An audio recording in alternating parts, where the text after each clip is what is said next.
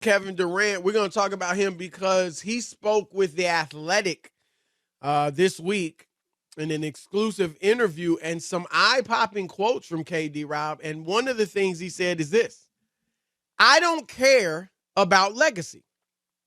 I used to. I used to want to carve out a lane or space in this game for myself that people can remember, but it's become too much of a thing now.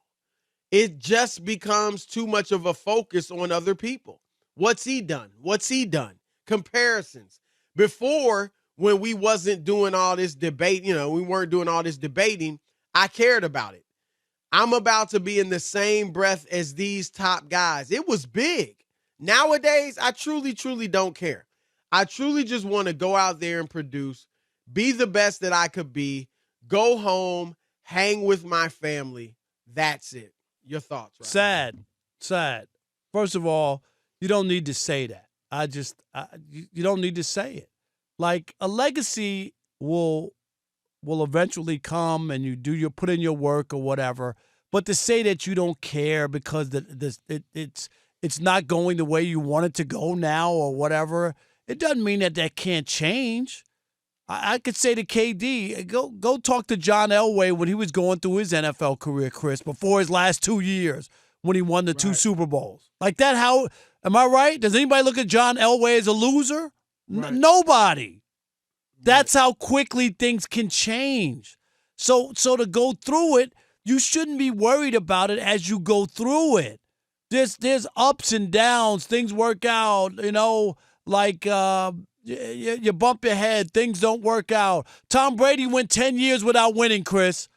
10 years. 10 seasons. How do people look at him now? If he was Durant. Tell me. How do you look at him now? Well, I think, if the cheating wasn't involved, maybe I look at him differently. But you get my point. Rob, I think this is a coping mechanism. I really do. Kevin Durant is a student of the game. And not just what I'm doing on the court in this moment, how my jab step is, how my, is my handle as good as it can be? Because he's always talking about, I just want to improve and be the best I can be and improve every, day I go out there and play. He's a student of the game. He's a historian. Rob, you can look on the internet and find Kevin Durant ranking the top 5 players of all time. It's Jordan, Kobe, Shaq, Olajuwon, and Magic. Now, granted, that was in 2019. Maybe since then is when he's decided he doesn't care about legacy. But my point is, Rob, I think he cares. He gets mad when people talk about what they think he feels, fine. But I would think he cares because he is such a student of the game and the history of the game and things like that. And why I say, Rob, I believe this is a coping mechanism. It is because right now I feel like he's taken so many hits, Rob. Let's just face it, right? He was in Oklahoma City and he couldn't win a championship. So he took some hits for that. Then he goes to Golden State, wins the 2 championships, gets the monkey off his back, is the finals MVP, and then people still say, all-time greats still say, and just regular people, those were easy rings. Clyde Frazier, Rob, said there was an asterisk by his name, his championships. Charles Barkley has said he's not the bus driver. Like, I think, Rob, I think this is really KD just being like, man, I can't win with these guys. And so I'm just going to not even think about it. I'm going to get away from it. I'm not going to pay attention to it. I'm not going to read what they say on Twitter or entertain it or get caught up in it.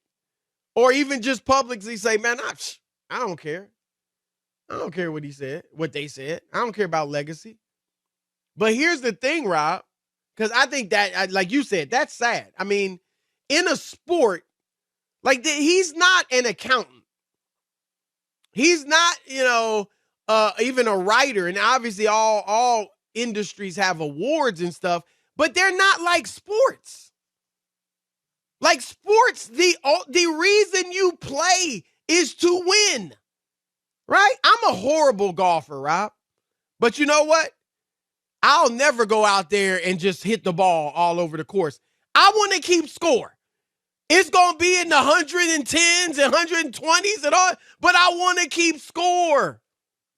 I always say if they're keeping score, I want to win. I just like if we're competitive, and he's as competitive, if not more, than we are. We've all played. If this just like a family around and you're having a barbecue and you're just hitting the ball, then that's fine, Right. And we're not keeping score and people are running around. But if we're playing in a if game you're on a course, and there's a and you're keeping and there's a scorecard, I want to win. I want to do what I can. Absolutely. And so I just think that's what it is, Rob. And you know what? I think that's smart.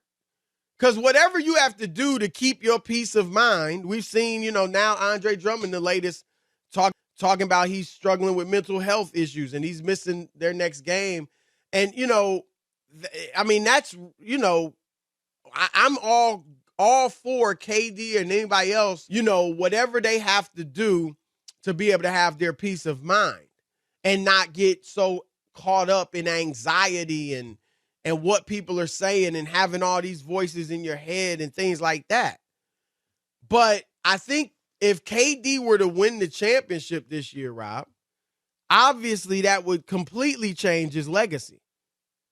His legacy is already great.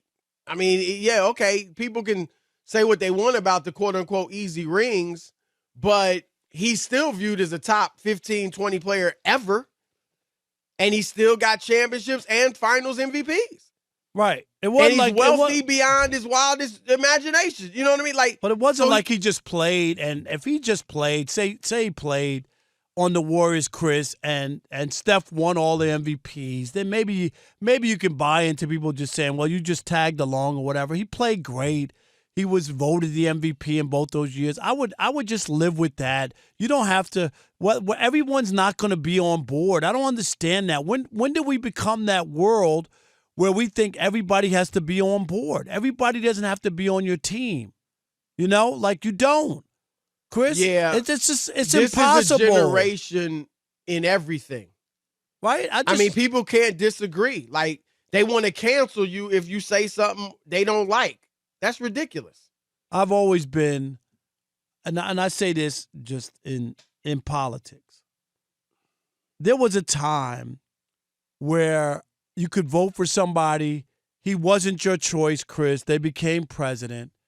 And maybe you're not all in lockstep with his policies and his stances on stuff. But he still was elected the president, and you just kind of live with it. Now it's the end of the world. That's the part that I don't get. Like, okay, if enough people don't like his policies, guess what happens, Chris, in 4 years? They vote him out. Exactly. They vote him out. So we got to live with it for 4 years, right? And if he doesn't do a good job to get a second term, people will vote him out. And you just have to live with it. He's still the president, and that's it. I didn't vote for George Bush, Chris. But I didn't hate George Bush or think he was the devil. I didn't. Right. And I think, I agree with you. And look, the parties were a little closer historically. I mean, it wasn't extreme on each side. And I'm going to be honest, I think, just quickly, it's a tangent for us, but I think you've got extremists on both ends. No, it's both sides. The right sides. and the left. Like most Americans, I think, are much closer to the middle nowadays than these parties are. And the parties are so extreme, and the people that run them and lead them, and every vote is 100% on the side of the party. Like no matter what it is. Like since when? Right. Since when? All right. But anyway, Rob, here's the thing: Durant can change that if he plays. If the Suns win it, and then he can hopefully enjoy the whole legacy thing. Let me quickly throw this at you too. He also said this, Rob. He said about, he was saying, there's a double standard. They're always moving the goalpost, right, when they judge you. I was just thinking out loud. I don't know this, but I'm wondering, Rob, if he meant when he says they're moving the goalpost, Do you think he may have meant when LeBron went to Miami, a super team, and won championships, he was praised for it. He won MVPs. When I went and did it, I get, they're easy rings and all that. And now, obviously, the situations are different. He went to a team that had already won a championship and had just been to the finals, had just won 73 games, had just beaten him in the Western Conference Finals. But in principle, they were similar things. I think his path was much easier than LeBron's, but they were somewhat similar in principle. Do you think that may be what he means by moving the goalpost? The reaction being so different to him? I guess that there were people who were critical of LeBron and everything. I think there were people critical when he went there, but they weren't. I mean, once he won it, Rob, I thought it was praise all around, which is why I didn't criticize Durant, because I was like, when he wins it and he may be finals MVP, the same people who were killing him going to be praising him. Yeah.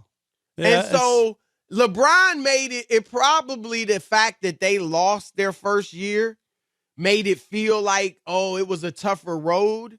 But they lost because LeBron didn't play well. Right.